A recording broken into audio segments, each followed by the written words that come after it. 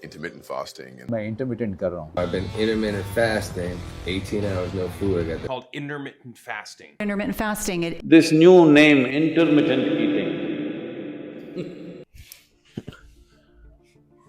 इंटरमिटेड fasting एक बहुत ही ज़्यादा पॉपुलर टॉपिक जिस पे बिगिनर से लेकर एक एलीट लेवल के एथलीट तक भी बहुत ही ज़्यादा कंट्रोवर्शियल ओपिनियन होल्ड करते हैं। कुछ का मानना है कि ये बहुत ही ज़्यादा यूजलेस, बकवास और ओवर हाइप प्रोग्राम है, और कुछ का मानना है कि इससे बेस्ट वेट लॉस प्रोग्राम तो कोई है ही नहीं। लेकिन जितनी हाइप और पॉपुलैरिटी है, क्या ये उतना इफेक्टिव है या नहीं? और जैसा हमें बताया जाता है कि बस 16 घंटे की फास्टिंग करनी है और 8 घंटे की ईटिंग विंडो रखनी है, और जिसमें बस हमें एक सुबह का जो ब्रेकफास्ट है वही तो स्किप करना है। मैंने भी जब इंटरमीडिएट फास्टिंग के बारे में सुना था, मेरे मन के अंदर भी यही आ रहा था कि जितना आसान और जितना इफेक्टिव ये बताया जा रहा है, क्या ये उतना है? तो अगले 7 दिनों के लिए मैंने इस क्वेश्चन का आंसर फाइंड आउट करने के लिए इंटरमीडिएट फास्टिंग को खुद ट्राई किया, जिसमें 16 घंटे की फास्टिंग रखी और 8 घंटे की ईटिंग विंडो रखी। और चीजों को थोड़ा और एलिवेट करने के लिए इस 16 घंटे की फास्टिंग को मैंने 20 से 22 घंटे भी किया, जस्ट टू फाइंड आउट क्या ये फैट लॉस को और वेट लॉस को उतना प्रमोट करता है, या फिर ये जो मैंने अपना मसल हार्ड अर्न गेन किया है ये उसको जस्ट बर्न आउट करेगा। प्लान एकदम सिंपल था, लेकिन इसका मतलब है नो ब्रेकफास्ट, क्रेविंग्स का सामना करना और जिम के अंदर लो एनर्जी के साथ वर्कआउट को परफॉर्म करना, और इतना सब कुछ just for one thing, does it really work? और अगले 7 दिनों के अंदर मेरे को फास्टिंग के बारे में ये समझ में आएगा, क्या ये सही में एक ट्रेंड है या फिर सच में एक लाइफ चेंजिंग हैक है। और वीडियो के एंड तक तुम्हारे जितने भी डाउट्स हैं, क्या ये बिगिनर फ्रेंडली है, मैं ट्राई कर सकता हूँ, कैसे करना है, या फिर फास्टिंग का मतलब जस्ट बिगिनर्स के लिए फेलियर है, ये जर्नी तुम्हारे सारे डाउट्स क्लियर कर देगी। अब बिना किसी देरी के स्टार्ट करते अपनी जर्नी को। डे 1 काफ़ी सिंपल था। ब्रेकफास्ट को स्किप करना थोड़ा सा मुश्किल लगा, लेकिन वो भी मैंने ब्लैक कॉफ़ी से बैलेंस आउट कर लिया, जिससे मेरे को एनर्जी के थोड़े बहुत जग से मिले, और जिम में भी मेरे को कोई मेजर परफॉर्मेंस डिप देखने को नहीं मिला, जिससे मेरे को लगने लगा कि भाई ये तो एकदम ईजी है। लेकिन ये तो सिर्फ एक शुरुआत है। असली रियलिटी चेक तो मेरे को डे 2 में मिला, जिसमें मेरे साथ क्या क्या होने वाला है मेरे को तो कोई आइडिया ही नहीं। अभी तो मेरे को सुबह उठते ही बहुत ज़्यादा भूख सी लगने लगी थी। फाइनली 12:30 हो गए हैं, लेकिन मजे की बात यह है कि लाइट ही नहीं है। हम इस पे बनाते हैं और ये चलता है बिजली से। शुरुआत में तो मेरे को बहुत ही ज़्यादा पेट में गुड़गुड़ हो रही थी, ताकि मसल ब्रेक डाउन हो रहा है इस वजह से। जैसे जैसे टाइम बीता, फास्टिंग अचानक से मेरे लिए बहुत ही ज़्यादा हार्ड हो गई, और मैं इतना ज़्यादा डेस्परेट हो चुका था कि मैं घड़ी को देखने के लगा कि कब 12 बजे और कब मैं अपना मील दूं। क्योंकि क्या है कि मैंने कभी फास्टिंग को सीरियसली नहीं किया है।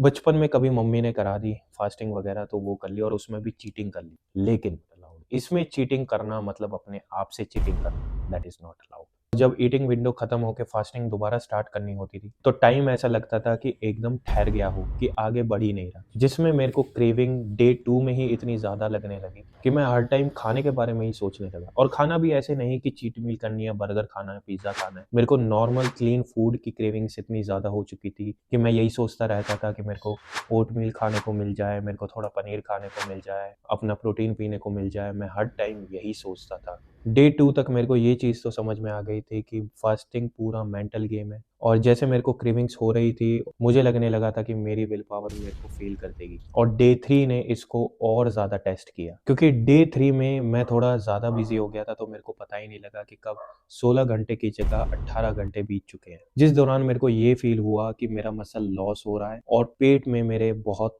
तेज जो गुड़गुड़ की आवाज़ थी वो टाइम के साथ बढ़ती ही जा रही थी, जिससे मैं ये सोचने लगा कि यार ये तो मैं अपने आप को खामखा ही पनिश कर रहा हूँ, ये तो सिर्फ एक डाइट हैक था, ये एकदम से इतना टफ कैसे हो गया। हंगर का एक नया ही लेवल हिट हो चुका था, जिसके बाद मेरा हो गया कि बस अब बहुत हुआ, मैं इसको ब्रेक कर रहा हूँ। और मेरे को तो ये पूरे प्रोसेस पे ही डाउट होने लगा, और लगने लगा कि ये जस्ट एक बकवास है, इससे कुछ नहीं होता। लेकिन फिर कुछ ऐसा हुआ कि मेरा ये जो पूरा थॉट प्रोसेस था और मेरी पूरी अप्रोच थी, ये पूरी चेंज हो चुकी थी। और वो चीज़ क्या थी, अब हम उसके बारे में बात करेंगे। अगले दिन जब मैं वर्कआउट करने गया, तो मेरे को एनर्जी और परफॉर्मेंस में इतना ज़्यादा डिप देखने को मिला। उस मोमेंट पर मेरे को रियलाइजेशन हुआ कि फास्टिंग और फिटनेस का जो मिक्सचर मैंने किया है वो एक गलत आइडिया था, और मुझे अपने एफर्ट्स वेस्ट होते हुए दिखाई दे रहे थे। 3 से 4 दिनों के अंदर इतनी टफनेस देखने के बाद मैं ये सोचने पे मजबूर हो गया कि फास्टिंग शायद सबके लिए डिफरेंट हो सकती है। अगर मुझे आगे बढ़ना है तो मेरे को फास्टिंग को अपने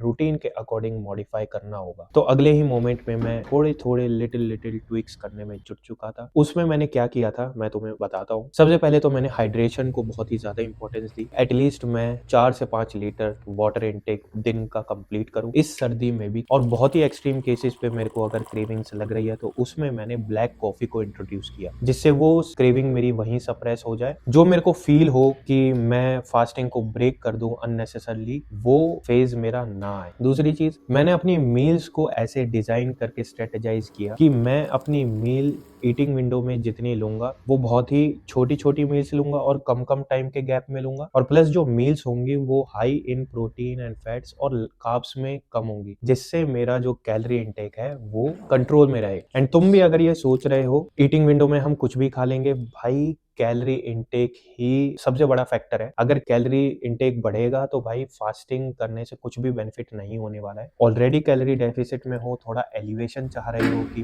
मेरा जो वेट लॉस कर रहा हूँ उसको और इफेक्टिवली करूँ, तो ये एक प्रोग्राम है जो कि तुम्हें हेल्प करेगा उसको अचीव करने में। अगर ऐसे सोचोगे मैं कुछ भी पेल के खाऊं और कितना भी खाऊं, तो भाई it will not going to benefit you. इन दो छोटे छोटे ट्विक से मेरे को सबसे पहला जिम में जो मेरे को परफॉर्मेंस डिप और एनर्जी डिप्स देखने को मिलते थे वो एकदम खत्म हो गए। पंप बहुत अच्छा आने लगा और मेरी प्रोडक्टिविटी काम के प्रति बहुत ही ज्यादा बढ़ गई थी, क्योंकि मैं खाली टाइम में कुछ सोचता ही नहीं था और काम करता था। इतना कि बीच में न्यू ईयर आया था, न्यू ईयर ईव थी, 31 की रात थी, उसमें सभी पार्टी वगैरह करने जा रहे थे, सबका ये था कि मैं ये करूंगा, लेकिन मैं अपने प्लान से स्टिक रहा। इंटरमीडिएट फास्टिंग करी मैंने और उस टाइम पीरियड में मेरे को अपना काम जो करना था मैंने वो भी अपना कंप्लीट किया। So that is a very big thing for मी, क्योंकि यूजुअली क्या होता है कि हम जाते हैं दोस्तों के साथ अननेसेसरी चीजें करते हैं और अननेसेसरी फूड को इनटेक करके फिर सुबह अपना हैंगओवर वगैरह उतार रहे होते हैं। तो मैं उस फेज में नहीं था और this fasting help me to achieve it. That is a very big change and very big thing for me. तो ये जो छोटे छोटे ट्विक्स थे इनसे मेरे को इतना ज्यादा बेनिफिट हुआ। मेरे जो थॉट प्रोसेस था और मेरी जो एक ओपिनियन था कि ये एकदम बकवास है और ये कुछ भी नहीं है, टफ है बहुत ज्यादा, टफ है बहुत ज्यादा, you will going to face challenges a lot. And मैंने 20 घंटे की भी फास्टिंग करी और 22 घंटे की भी फास्टिंग करी। उसमें मेरे को परफॉर्मेंस में और मेरे को कुछ भी ऐसा फील नहीं हुआ, मसल लॉस मेरे को ऐसा कुछ भी देखने को नहीं मिला, बल्कि मेरी मसल के अंदर जो क्वालिटी थी वो भी इंक्रीज दिखाई दी, जिससे तुम्हारा जो करंट फिजिक है, ऑलरेडी तुम एक लीन फिजिक होल्ड करते हो, तो वो तुम्हारा एलिवेट होगा और बॉडी रिकॉम्प में तुम्हारा हेल्प करेगा। बॉडी रिकॉम्प से क्या है, बॉडी रिकॉम्पोजिशन, ये एक बहुत ही सेपरेट टॉपिक है, तो मैं इस पे वीडियो अलग से बनाऊंगा डिस्कस करने के लिए और समझाने के लिए। इफ यू वांट कि मैं ये बनाऊं तो भाई कमेंट करके मेरे को नीचे बता सकते हो और लिख सकते हो बॉडी रिकॉम्प। इन छोटी मॉडिफिकेशन से ही मैं अपनी 7 दिनों की फास्टिंग की जर्नी को कंप्लीट कर पाया और मैं इससे इतना ज्यादा इंस्पायर हुआ कि मैं टिल डेट इंटरमीडिएट फास्टिंग रोज कर रहा हूँ। इससे मेरे को एक चीज तो रियलाइज हो चुकी है कि intermediate fasting is not a trend, it is the test of discipline and self awareness. और जो इसमें सबसे ज्यादा इंपॉर्टेंट था वो फास्टिंग को अपने फिटनेस गोल्स के साथ कैसे अलाइन करें, because it is not about starving yourself, it is about finding balance. तो अगर तुम मेरे से ये पूछोगे कि क्या इंटरमीडिएट फास्टिंग बिगिनर्स के लिए है, तो मेरा आंसर है यस, लेकिन तुम्हें कुछ चीजों पे ध्यान देने की जरूरत है। पहला, हाइड्रेशन, पानी और इलेक्ट्रोलाइट फास्टिंग के सबसे अच्छे और सबसे बड़े दोस्त हैं। दूसरा, न्यूट्रिशन, जब भी फास्ट तोड़ो, फास्ट तोड़ते वक्त प्रोटीन रिच और न्यूट्रिएंट रिच मील ही लो। तीसरा, टाइमिंग्स, अपने वर्कआउट और फास्टिंग को ऐसे अलाइन करो कि तुम्हें वर्कआउट के दौरान कोई भी परफॉर्मेंस और एनर्जी डिप्स देखने को ना मिले। चौथा, पेशेंस, देखो एक दिन में रिजल्ट्स तो नहीं आते, लेकिन डिसिप्लिन जरूर बन जाता है। अगर तुम भी इंटरमीडिएट फास्टिंग को स्टार्ट करना चाहते हो तो शुरू करने से पहले अपनी बॉडी और रूटीन को समझना बहुत ही ज्यादा जरूरी है, क्योंकि सबकी जर्नी तो अलग होती है, लेकिन एक चीज कॉमन होती है, वो है डिसिप्लिन और कंसिस्टेंसी। मैंने भी बहुत सारी मिस्टेक्स करी, उनसे सीखा और एक ट्रांसफॉर्मेशन करी। अब बारी है तुम्हारी। अगर इंटरमीडिएट फास्टिंग स्टार्ट करने वाले हो कल से या फिर सोच रहे हो, तो कमेंट में लिखो आई हैव स्टार्टेड या फिर आई एम इन। तो भाई अगर वीडियो अच्छा लगा हो, थोड़ा बहुत ऐसा लगा हो कि वैल्यू ऐड हुई है और थोड़ा बहुत बहुत इन्फॉर्मेटिव रहा है तो भाई लाइक कर सकते हो। बाकी ऐसी ही वीडियोस के लिए भाई नीचे ही साइड में एक बटन होगा छोटा सा, वो सब्सक्राइब वाला, उसे फोड़ दो जाके। एंड 2025 के साल को वेस्ट नहीं करना चाहते हो, just like any other year अभी तक तुमने जितने भी वेस्ट करे हैं, और इसको अपना बेस्ट ईयर एवर बनाना चाहते हो, तो बगल में इधर या इधर वीडियो आ रही होगी, वहां जाओ देखो और इस साल अपने सारे गोल्स अचीव करो। इस जर्नी के